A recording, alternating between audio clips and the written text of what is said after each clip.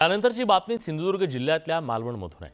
मालवणमधील राजकोट किल्ल्यावरच्या नव्यानं उभारलेल्या शिवरायांच्या पुतळ्याच्या चबुतऱ्याच्या बाजूची जमीन खचली आहे। या ठिकाणी प्रवेश केल्यानंतर शिवाजी महाराजांच्या पुतळ्याच्या डाव्या बाजूला एक भलमोठं भगदाड पडल्याचं दिसतंय। न्यूज 18 लोकमतच्या बातमीनंतर सार्वजनिक बांधकाम विभागानं तातडीनं खचलेली जमीन बुजवण्यास सुरुवात केली। सार्वजनिक बांधकाम विभागाकडून खचलेली जमीन बुजवण्यात येते, तर छत्रपती शिवाजी महाराजांचा पुतळा सुरक्षित असल्याचं सांगितलं।